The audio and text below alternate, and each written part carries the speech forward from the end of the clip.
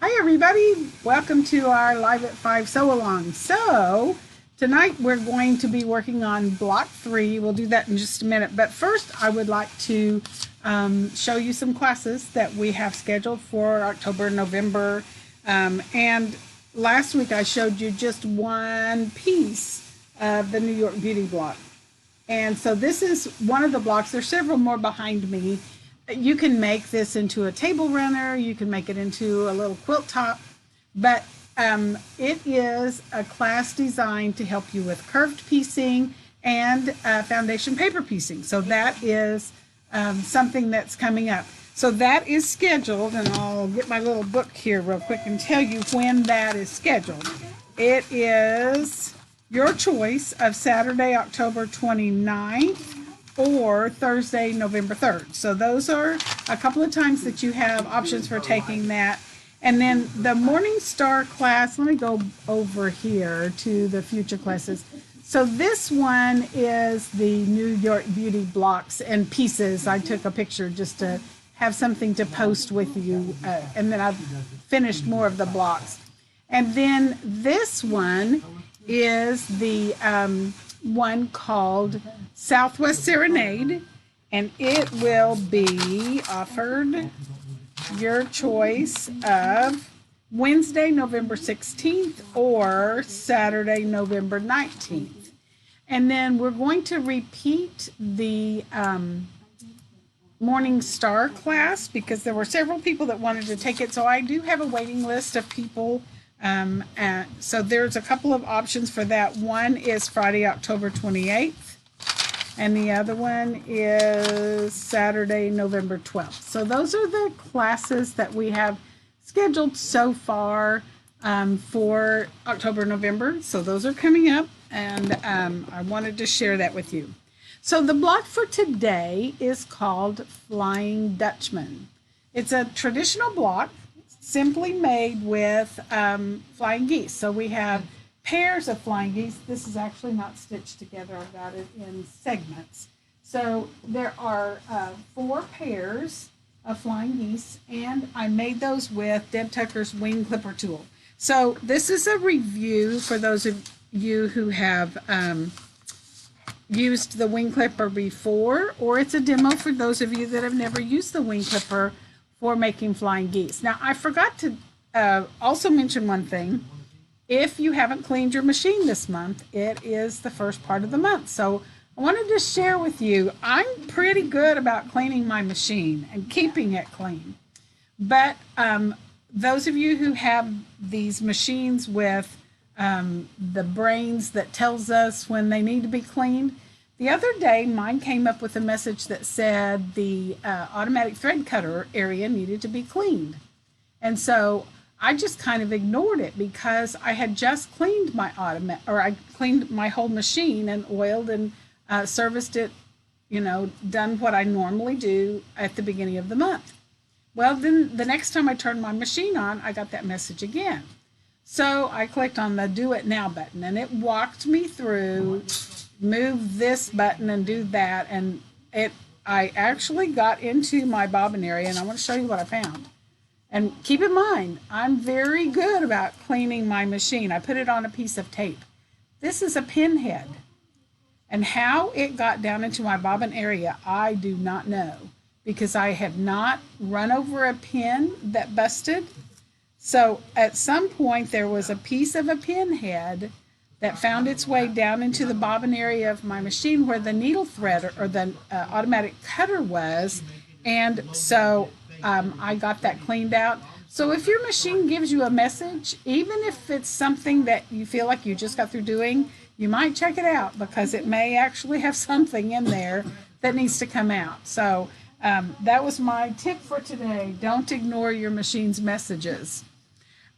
So today I'm going to be demonstrating the wing clipper, and first I wanted to share with you the chart, and many of you have seen this before. This is kind of a quick at-a-glance guide for the process for making your flying geese. We make 4 at a time. We start with 5 squares, 1 large square and 4 small squares, the way it shows up in the top left corner of the chart. And then up on the top right, there's a goose up there, and it has a little note that says the height is from the point to the base, and the width is includes the two wings or the two sky areas. So in your instructions that come with your tool, there are great instructions. I've got mine laminated. I was looking for it real quick to see if I could find it in a hurry to show you. There's no telling where it is. It's behind me somewhere. There is a chart that gives me the information for how big my squares need to be to start. On the top of the chart, it says it starts with a square. Your large square is 1.5 inches larger than the width of your goose, and the small squares are 1 inch larger than the height of your goose. So that is one way you can know what size to start with. So our pieces today are 3-inch by 6-inch geese. So that means for the goose part, I had to start with a 7.5-inch square because it needs to be 1.5 inches larger. So I had a 7.5-inch square of red and a 7.5-inch square of blue. And then it's a 3-inch goose, so I had to have 4-inch squares of my background. So each of my squares, my red square, my blue square, had to have 4 background squares to make the goose. So I have done parts of it, but I wanted to kind of walk you through the process. So on my plate, my handy dandy fabric organizers, I have my 7.5-inch square of red, and I've got 4-inch squares of my background. So my first step is to draw my stitching lines, and I've actually done that on a couple of them. But the way I do that is I use the Quilter's Magic Wand, and I like to use the shorter one if I can. And you might say, where did I get a shorter one? I broke one in half so that I could have a short magic wand, because a lot of the time the magic wand, the way it comes like this, is just more tool than I want to handle. Of course it would work. You could grab it and draw your stitching lines on. And I'll do one with my long one and one with my short one. So I like to mark with a permanent marker, but I only mark as dark as I absolutely have to be able to see my lines. And so this size I can get by with my shorter one that I broke, because it's just the right size to go across there. If I was making any bigger geese, my shorter magic wand would not be long enough. So I do have to have the longer one as well. But when I can, I like to use the short one. Questions?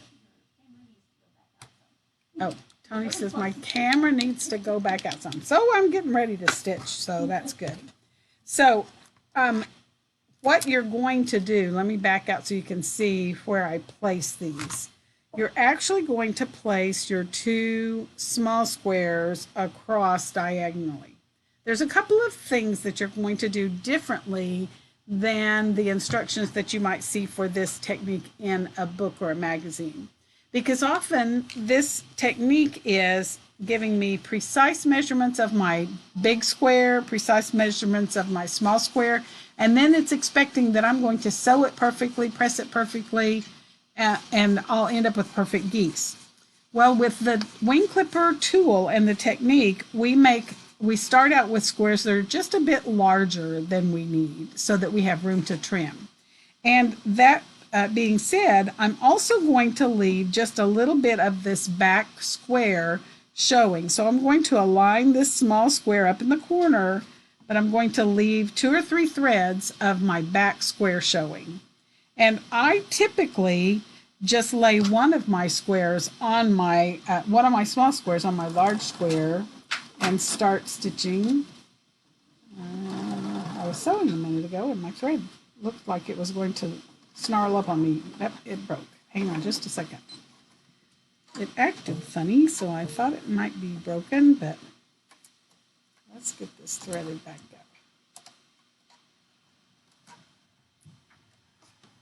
Okay, so now I'm ready to stitch. halfway through stitches and get rid of that thread tail. So I'm stitching on my lines, or just touching the inside of my line. I want to keep that channel between my two lines narrow. And once I get about halfway across or a little more, I'm going to add the second square. That way you don't have to have both of them placed before you start stitching on the first one. Now, if you find it necessary to place them both on there and pin, you could certainly do that. I'll show you what that might look like. I would probably just pin one side, but you could, of course, pin both sides. But this is what it would look like if you're going to pin the small square down. And I'm just going to stitch right on across. Let me adjust this just a little bit. I'm used to adjusting and not being tied down with pins. Now we'll put the pin back so you can see what that might look like. So you might want to consider removing pins before you get to them. But like I said, I don't remember sewing over a pin. I don't know where that pin head came from down inside my machine.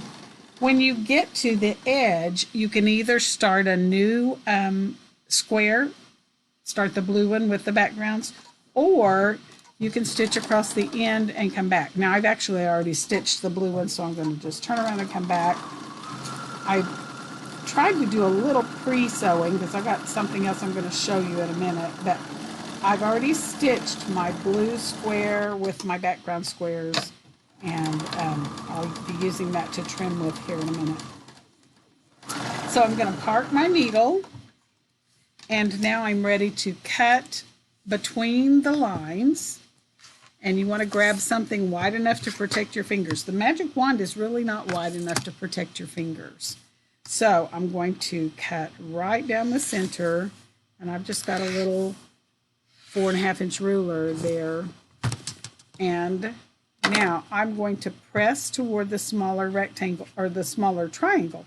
And I typically finger press a little bit because you can stretch that whole bias edge out of shape if you're not careful, especially given that this is a little bit larger than I often work with. So I'm going to go to the overhead camera so you can see what this might look like at this point. While this is heating up, I'm going to move this out of my way for a second. And I'll show you, I've already got my blue ones ready. They're already pressed. I've already done the second step, but I'm going to show you the second step on this red one here in just a second. So I would make sure that I have my seam going the way I want it to, and I give it just a little finger press so I can make that seam go the way I want it to. Just set the iron on it. If you're using the acorn pressing pin, this is when you would just grab it and slide just a swipe of it down the seam. Now remember, you don't have to put a lot of it. This particular color, I don't know if you could see that, but I could see it all the way down. I often don't even see it, but I can tell the results of it. So there's one of them. I'm going to grab this one, give it a little bit of a finger press before I do the next step. And set my iron on it, let the iron do the work. Give it just a little bit of acorn pressing solution. If you don't think this is flowing, you can push the nib in just a little bit and it'll kind of work like a primer and pull some of the solution out so it will actually be flowing. Okay, so I've got my first step done. Now I'm going back to the sewing area and I'm ready to add the 2 remaining squares. So this is what that looks like. Here's my unit that I just got through stitching. Let me back up so you can see it. I just got through stitching that on. Now I'm going to turn it around and grab another one of my background squares. Once I get that in place, I like to sew from the corner, and I forgot to remind you that you're going to leave that little 2 or 3 thread section here on this corner as well. So I'm going to stitch across.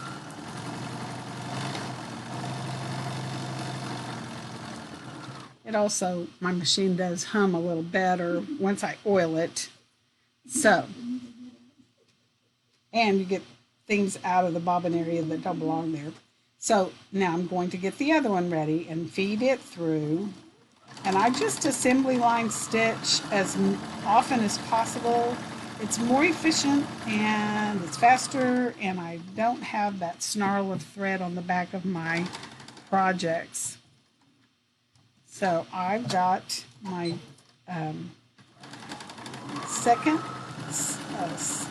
square added to those 2 units, and that completes my 4 small squares. I'm just going from one segment to the next, and I'm going to park my needle, remove that and just park it. And now I'm ready to take this to the cutting area. We'll go over to the overhead camera so you can see what I'm going to do. So I've got my little map here so you can see, and I'm just cutting corner to corner on that small square.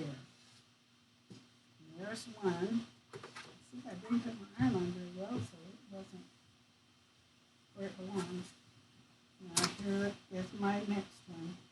Once I do that, I have 4 flying geese. They're all just a bit oversized, and I can trim them so I get the precise size goose I need for my project. And notice I typically just stack up my pieces and let them get a little more time under the iron as I get the next one ready.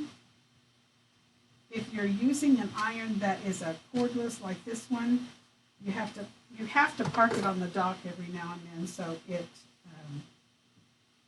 heats itself back up, because they do start cooling just as soon as you take them off of the dock.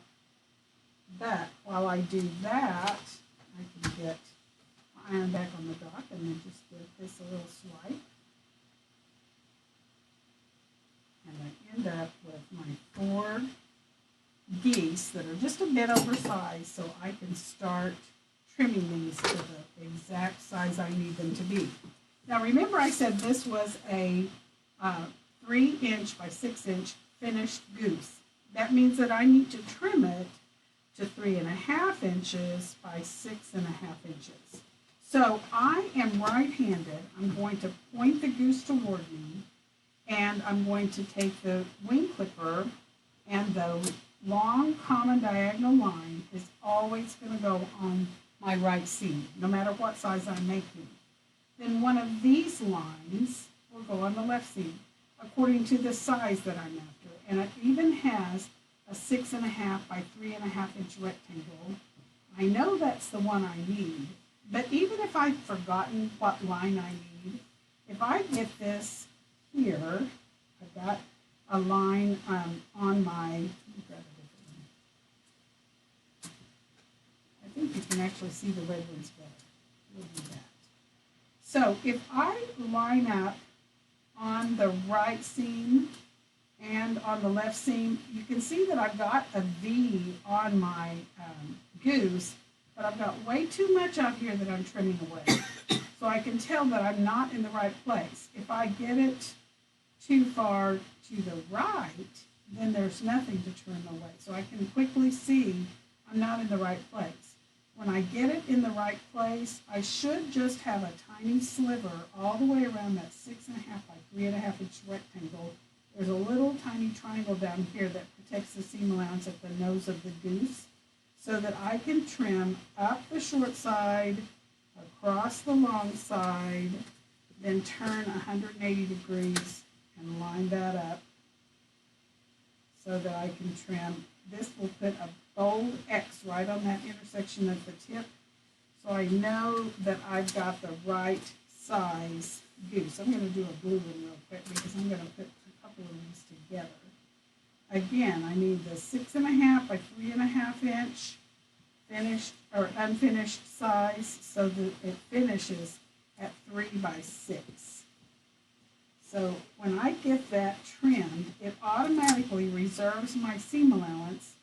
By the way, if you're left-handed, simply turn your goose. Let me finish this one and I'll start at the beginning of the trimming, because this may be confusing if I do that now, because this is my second trim. So there is a couple of geese. If I am left-handed, I would need to point the goose to the right and hold my tool vertically so that I can trim up the long side first and across the short side. I'd still line up that long common diagonal on this seam that's on the right side of the goose, and then the sizing line would go on the left side of the goose. So I'm not going to take the time to trim all of these because I want to show you what happens when I put these together. Now, if I want my center to all be red, I would need to make sure that my red goose is chasing my blue goose. I could, of course, go the other way and have my blue geese in the middle and my red geese on the outside. The only thing is, I would need to make sure that for every duo, I put them in the same order. So I'm going to go ahead and put them this way because I've already got these done.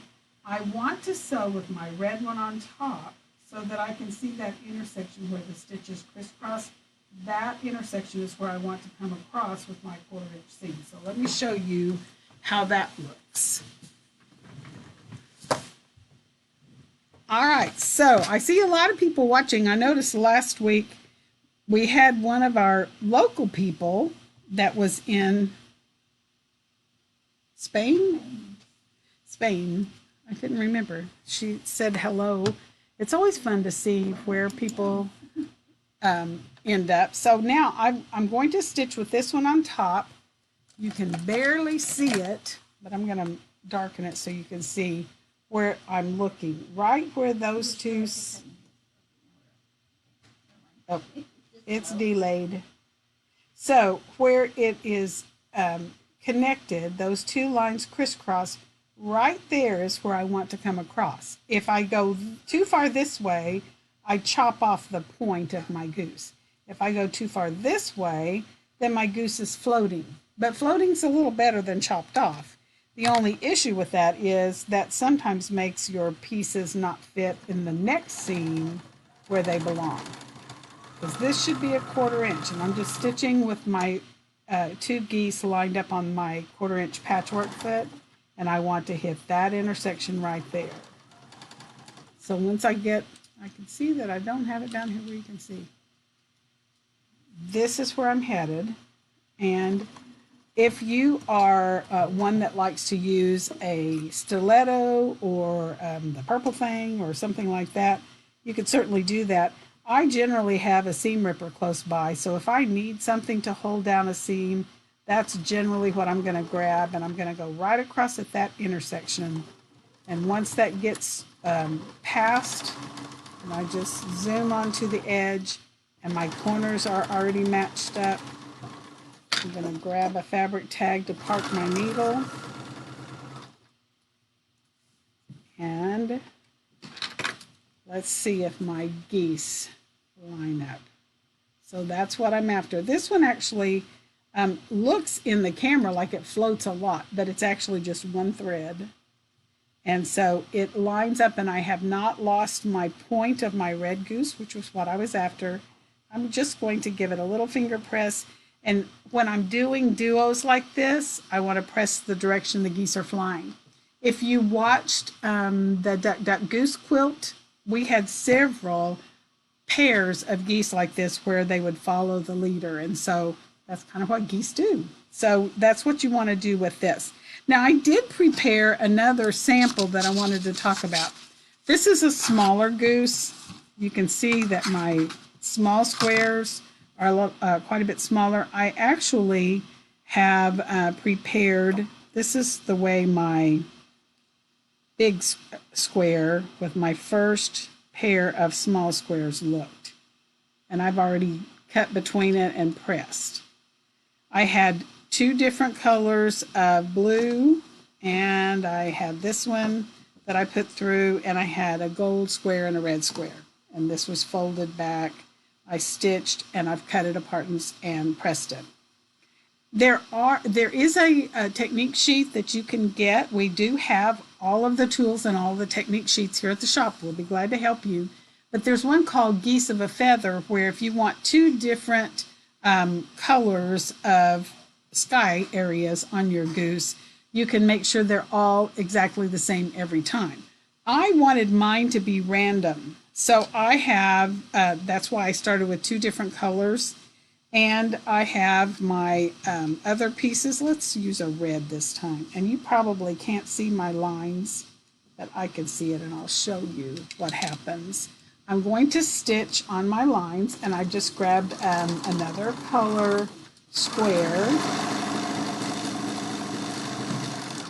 And this size is not included in your pattern or in our blocks that we're going to do, but I just wanted to share with you, if you wanted to have a light colored goose with multicolored sky areas or wing areas, this is how you would do it. So I actually have two different background color or goose colors, and I'll show you that in a minute. So here's another different color. I'm also leaving that space at the corners just like I did for the other size. This is a 2x4 goose, so I started with a 5.5 inch square of my large triangle or square and a 3-inch square for my 2x4 geese, for the smaller squares for the wing part or the sky part. So once I get to the edge, I'm just going to turn around, stitch across the end, and then flip the whole thing around. And you, if you've watched very many of our sew-alongs, you've probably seen me do geese before. It's always good, though, to have a review of how that process goes. So I'm just going to go across the last two, and then we'll go to the cutting area so you can see what happens next. And there's no reason why you couldn't change the size of your blocks. That is the beauty of the Blockbuster patterns. You can change the sizes, that's the beauty of the Blockbuster patterns and the tools, because the Flying Goose tool, the wing clipper, actually makes 10 different sizes of flying geese. So we're going to go to the overhead camera so you can see what happens next. So I'm going to just move these all out of my way, and let's cut through these smaller squares first of all. So I'm just cutting corner to corner on all 4 of these segments. So I had to start with 2 squares that were 5.5 inches for my large square, and 8 squares that were 3 inches for my small squares. And rather than just keep the same 4 small squares with each background, I waited till I could mix and match. So now I'm ready to press my sky area or my goose wings back, and I press toward the smaller triangle. So you can see I've got a different fabric for some of my geese.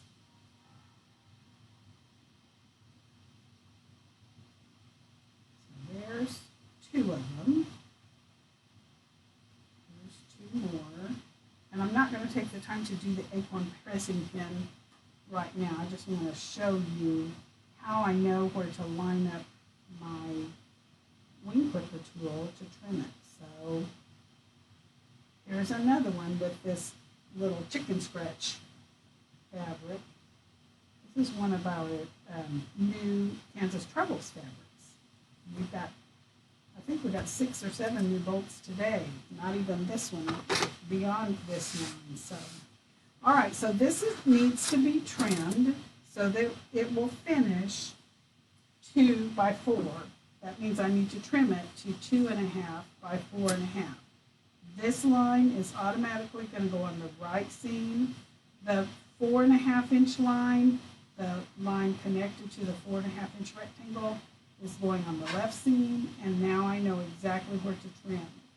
Now I will tell you, if you haven't figured out that extra 2 or 3 threads on the corner that you reserve, that's what gives you enough trimming room to trim this. If you don't remember to do that, you may be having trouble getting your geese to come out the right size. And that instruction is in the written instructions that come with your tool. So there is one of my geese, and I have 4 with this as the goose part, and I have 4 with this chicken scratch with the goose part.